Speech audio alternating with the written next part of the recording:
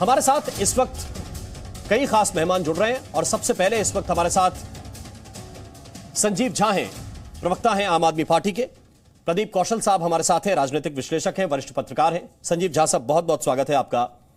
और मेरा पहला सवाल आपसे यही है कि दिल्ली वालों ने कम से कम इसके लिए तो आपको हो या विपक्ष को, जिसको भी जिम्मेदारी दी है पार्षद चुन चुनकर, इसके लिए तो जिम्मेदारी नहीं दी होगी। देखिए, बिल्कुल ठीक बात है। और मुझे लगता है जिस तरह से संविधान को तार तार किया जा रहा है, जिस तरह सदन की मर्यादा खत्म की जा रही है, तो मुझे लगता है कि हमारी जिम्मेदारी बनती है कि इसके खिलाफ हम आवाज उठाएं।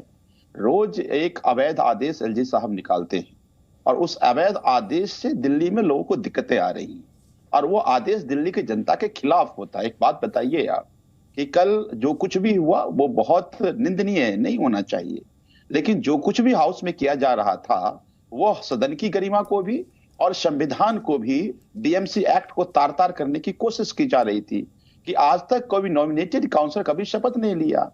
हम लगातार इनसे पूछ रहे हैं, हमें जी साहब से भी कहा कि आप क्लैरिटी बताइए कि क्या ऐसा इसलिए तो नहीं किया जा रहा था कि आप मेयर का वोट करेंगे।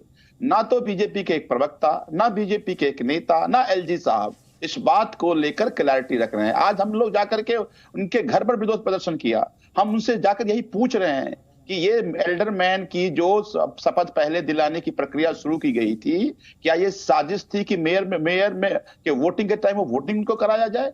कोई क्लैरिटी नहीं आ रही है। तो इसका मतलब है दाल में कुछ तो काला है ना। ये पहले दिन आपको याद होगा, रिजल्ट आते समय कि मेयर हम अपना बनाएंगे। कैसे बनाएंगे? ऐसे चोर दरवाजे से हम बनाएंगे। तो मुझे लगता है ये चोर दरवाजे की एंट्री हम नहीं होने देंगे। संविधान की अगर धज्जियां उड़ाई जाएगी तो हम उसके खिलाफ बोलेंगे। विरोध करना हमारा अधिकार है, हम करते रहेंगे। ये पीटते रहे हमें, ये लात घुसे मारते रहे हमें, लेकिन हम इनको असंवैधानिक काम सदन में नहीं होने देंगे। और दिल्ली की जनता भी चाहती है। देखिए बहुत मुश्किलों के बाद वो लोग राजघाट पे पहुंचे, संविधान को वो कह रहे हैं हमें मारा है, आप कह रहे हैं हमें मारा है। ये राजनीति, केवल एक राजनीति एक ऐसी चीज है जिसमें मारने वाला ये कहता है कि हमको मारा गया है, वरना तो लोग कॉलर ऊंची करके बताते हैं कि साहब हम मार के आए हैं। लेकिन आप लोग पहले, ये जो व्यवस्था है इसमें मारने वाला बताता है कि हम पिट के आए। देखिए, मुझे ये लगता है कि सबसे बड़ा डिबेट का विषय ये है कि ये एलजी साहब चोर दरवाजे से लोगों की एंट्री क्यों करा रहे हैं, क्यों संविधान की धज्जी उड़ा रहे हैं, क्यों एल्डरमैन को शपथ दिलाकर वोटिंग करवाने की कोशिश की जा रही है। मुझे लगता है बहुत बड़ा विषय है। इसकी चिंता आपको भी होनी चाहिए, इसकी चिंता देश को होना चाहिए, हम सबको होना चाहिए। संजीव जी, किसने कहा कि वो वोट करेंगे? किसने कहा? आप उसमें लिखा था कि वोट करेंगे ये लोग? नहीं तो हम तो कल से पूछ रहे हैं ना, आप ही पूछ रहे इनके जो प्रवक्ता है। हम तो यही एलजी साहब को यही तो कहने गए थे। आप रोज एक चिट्ठी लिख देते हैं, एक चिट्ठी और लिखिए ना, आप बताइए ना।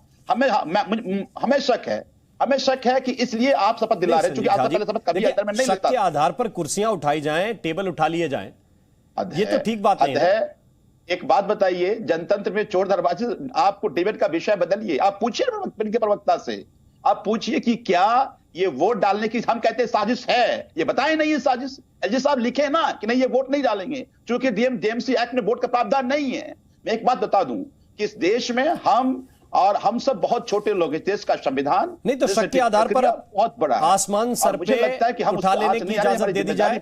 बस एक बात बताइए, मैं आपके सवालों को आगे लेके जाऊंगा, लेकिन क्या शक के आधार पर आसमान को सिर पे उठा लिया जाए?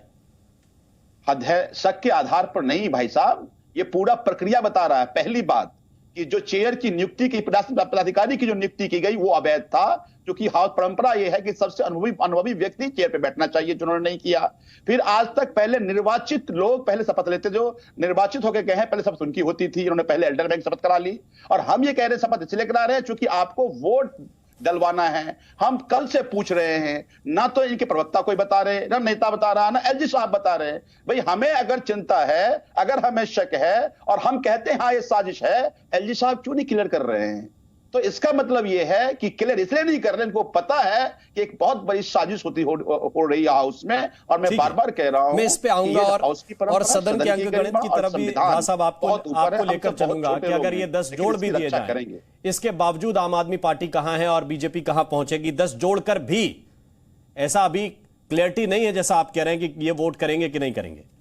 गजब बात है। नहीं नहीं आप कहते हैं मैं आप आऊंगा आप उस इस गजब सवाल बात कर पे लीजिए आपको ना, हम लेके कहते हैं, जाऊंगा, हाँ, ये साजिश है, वापस हमें लेके पता है ये जाऊंगा। साजिश है। अरे हो तो क्योंकि पहले सर, पहले वोटिंग एलजी हो तो साहब वो रोज वोटिंग में एक शामिल तो अवैध हो, काम कर रहे हैं, तब आपकी बात हम आगे बढ़ाएंगे। लेकिन मैं तो अंकगणित की बात कर रहा हूं, तो इसमें इतना परेशान होने की क्या आवश्यकता है। डॉक्टर अजय आलोक हमारे साथ जुड़ गए। डॉक्टर अजय आलोक, क्या ये दिल्ली में जो कल हुआ है, आज भी दोनों जगह से, दोनों तरफ से प्रदर्शन किया गया, क्या दिल्ली वाले ये चाहते हैं, एक बहुत ही सभ्य जनता दिल्ली की है, संस्कारी जनता दिल्ली की है, वो कम से कम ये तो नहीं चाहती है कि उनके प्रतिनिधि इस तरह का बर्ताव करें? देखिए, सदन में जब भी हंगामा होता है, मारपीट होती है, कुर्सियां तोड़ी जाती हैं, तो ये हमेशा लोकतंत्र के लिए काला दिन होता है, इसमें कोई शक नहीं है। लेकिन क्या आशंका थी कि आम आदमी पार्टी ने किया, क्योंकि बहुमत तो उनके पास है, वोटिंग से दूर वो क्यों भागे? ऐसी क्या आशंका थी? क्योंकि यहां पे तो कोई विप जारी होता नहीं है, क्रॉस वोटिंग कोई भी कर सकता है। क्या आशंका थी कि क्रॉस वोटिंग हो जाएगी? क्योंकि सिर्फ नॉमिनेटेड मेंबर्स को पहले ओथ करवाने से हंगामा करने का इतना मतलब नहीं होता है, क्योंकि ऑर्डर ऑफ द हाउस क्या रहेगा ये पीठासीन अधिकारी को तय करने का अधिकार होता है। पीठासीन का अधिकारी कौन बने, ये बिल्कुल एलजी का एक अधिकार है। आप परंपराओं की बात कर रहे हैं, लेकिन ऑर्डर ऑफ द हाउस के हिसाब से ही सब कुछ चलता है। अब उसके बाद ये हंगामा करना, तो कहीं ना कहीं मुझे लगता है कि आम आदमी पार्टी को गहरी आशंका है कि उनके यहाँ क्रॉस वोटिंग की संभावना है, इसलिए वो कल किसी भी हालत में वोटिंग रुकवाना चाहते थे। अब तो सवाल ये उठता है कि आने वाले दिनों में वोटिंग कब होगी और कैसे होगी, और कितने दिन तक दिल्ली को अपना मेयर नहीं मिलेगा, कितने दिन तक एमसीडी फंक्शन नहीं करेगी। क्योंकि एमसीडी फंक्शन नहीं करेगी तो उसका डायरेक्ट नुकसान दिल्ली वासियों को होगा, और जिम्मेदारी तो कहीं ना कहीं इसमें आम आदमी पार्टी और बीजेपी दोनों की बनती है कि एमसीडी फंक्शन करे। बिल्कुल स्वाभाविक तौर पर दोनों की बनती है। प्रदीप कौशल साहब, ये जो नियम का हवाला दिया जा रहा है कि जो मनोनीत प्रतिनिधि हैं उनकी शपथ पहले नहीं होनी चाहिए थी, या उनकी शपथ होनी ही नहीं चाहिए थी, आपको इसमें क्या लगता है, नियम क्या कहते हैं? नहीं, नियम में अगर मतभेद है दोनों पक्षों के बीच में, तो वो क्या कुर्सी फेंक करके तय होगा विषय? तो अंततः आप न्यायालय में जाएंगे, तो पहले तो कोई कारण तो हो, उसका कोई आधार तो हो ये मान करके चलने का कि भाजपा जो है वो कुछ ना कुछ गड़बड़ करना चाहती है।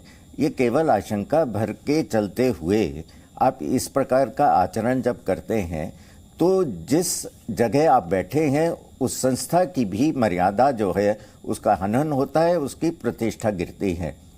मुझे अच्छी तरह याद है जी, पार्लियामेंट में स्कूल के बच्चों को नियमित तौर पर बुलवाया जाता है, वो आते हैं सारी कार्यवाही देखने के लिए।